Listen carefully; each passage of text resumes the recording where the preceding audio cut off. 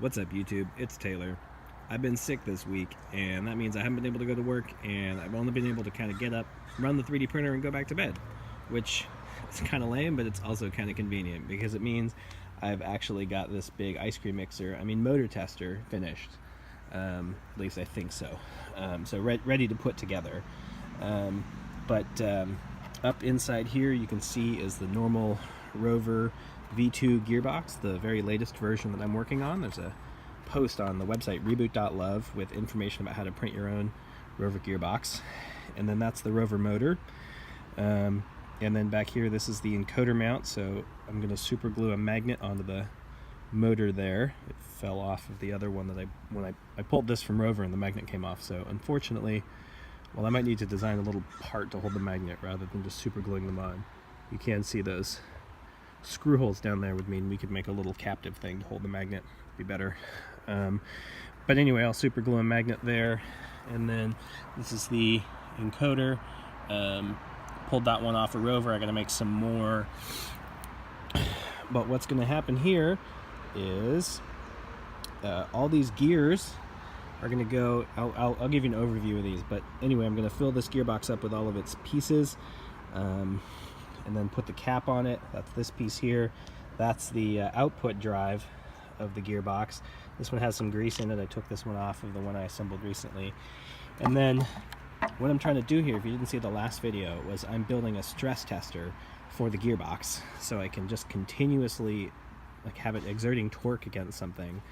And then I'm going to put a rotation counter on it and see if I can get to the equivalent of 50 kilometers just on a bench test, because if I have to build 4 of these, put them on Rover and go test it in the field, it's a lot of work.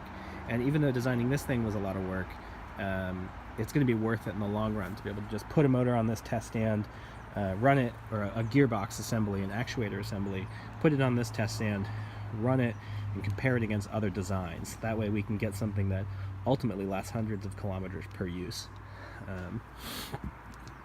So this is something that is normally used for mixing up drywall, some drywall mud for fixing walls in a house, and it's supposed to have a longer shaft on it. Pardon me, but I hacksawed that off, and then just put this hex captive piece over it. Excuse me, focus.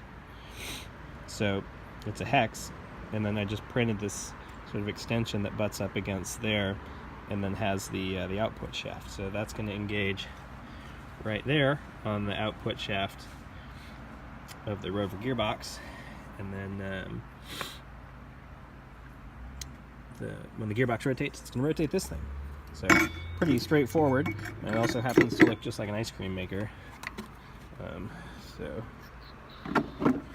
that is approximately what it's going to look like, and what I'm going to do is I'm going to put sand in this bucket. So I'm going to fill this up with sand, and it's a little close. I really don't want it this close. There should be room for it to flow around the outside, but this was about the maximum diameter I could print, so I might have to use a regular bucket rather than printing my bucket just to get something a little bigger, but we'll see. So that's the general stand. I'll give you a tour of some of the parts here. So all the parts in the frame now are part of the Rover gearbox, and then these parts are for something else I'll show you in a minute. So this is the, let me focus. It's a little dark here, so the camera's having some trouble evening. So this is the first stage, and I'm going to have to disassemble it to put it inside of the gearbox housing, but right now I just put it all together. So the way this works is the motor has a coupler on it that engages there, and then I don't think this is going to work too well, but basically when that turns, it causes these to turn inside of the ring gear, and then these are in holes in this center carrier here, and then the center carrier spins, I think it's 3.3 times less, with 3.3 times more torque on this gear reduction. And then what we do is we have, the ring gear is tall, and so this sort of keeps going. These all go like this, and then this output goes over the top of that. And so, and then just because I'm trying different things, this one has these bronze bushings in it. Let me try to focus. So these are Oilite oil-filled bronze bushings, and the steel pins spin really nicely on them, so these should last a really long time, and I might want to use these in the whole design. Other people have suggested putting ball bearings, and I did order some ball bearings that fit in this size. They're for a slightly smaller shaft, but the issue with ball bearings is their diameter just gets to be a bit of a problem, because we are really constrained by the diameter of the tire on Rover, so this gearbox needs to be sort of a narrow, small diameter. Anyway, so I'm trying Oilite bearings here, and then these ones are just a metal on plastic fitment, and this is higher speed, and then this is higher force, because this is the low gear stage and this is the high gear stage. So for the high speed, it probably makes more sense to use these here, and then for the higher force, I'm not really sure. I'm still trying to figure that out. But the whole point of the motor test stand is to just put this on there, run it till it wears out, look at what failed, and then I can quickly just cycle those things out. So looking at, and then this is the end cap, so this just bolts on the end, and this bearing helps support the wheel while it's rotating. So this is a pack of the bronze bushings that I'm using, and these are Oilite 10mm by 13mm by 10mm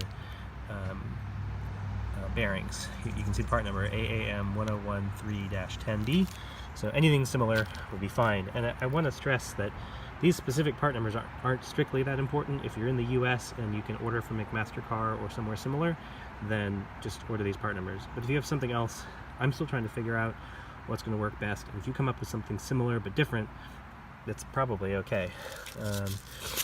And then these shim rings here. So you can see they're these just thin, really thin washers. They're not really called washers, they're called shims, and that helped me find them. The McMaster-Carr number, well, I'm not really sure which one of these is the McMaster-Carr number. Maybe it's that one. Yeah, these are just oh, here we go, 10 by 16 by 0.2mm shim rings. You can get these from AliExpress for really cheap too. I'm testing some of those. I've ordered them. And then I use both a 26mm dowel pin and a 24mm dowel pin, because this was designed for something. The whole gearbox was designed for let me focus. The whole gearbox was designed for an 8mm thick mid carrier here and output carrier, but the bronze bushings are 10mm tall, so I just made the output carrier 2mm longer, and then raised up this face here on this part so that it could account for that. And if we want to make the mid carrier 2mm longer, then we could do that too. But anyway, so I'm using the same gears here, but a 24mm pin in this one and a 26mm pin in the second stage. That's why I have the two different pins. You could either, if you only had access to like 25mm pins, are more common, and so then you could actually just print two different versions of the planets, so that one's taller and one's lower, just with the hole there. So there's my sort of breathless explanation, focus, of this gearbox tester and all of its parts. And if you're still watching, then you'll be maybe amused to know that I'm working on another robot. Just really have a hard time putting it down, I guess. But this is something I think people will really like. It's the beginnings of a Rover Mini. And so this is, that's the ring gear, and those are the planets. And this is based off the Skittles robot design, except it's a four-wheel drive. So that's the whole gearbox and suspension assembly. And then the output carrier hangs out of that. The wheel goes over the end of it. And this is meant to be a suspension member, but it doesn't bend very much. I've made things like this before and they're really good, so I might just make this thinner. Also, it'll be interesting to see what it's like when the device is totally weighed down with batteries and everything. This might get some flex, but the goal is a live suspension here. Encoder mounts here just like normal. Same motor as Skittles, drops inside there. And then this is the gearbox cap. So really excited Rover Mini, something you can print on a Prusa i3 or similar. Just because I know that most people don't have a printer that can print things that large, and I want to make something that people could actually use. So that's the latest. I hope you'd enjoy. If If you like this video, if you like more, then please subscribe to the YouTube channel. Also check out my website, reboot.love, which is a place where if you're really interested in this, you can come and discuss it with others. If you want to learn how to do these things yourself, then please sign up at reboot.love. It's free, and ask a question. I'll get on and reply. Maybe somebody else will too. Yeah, thanks for watching.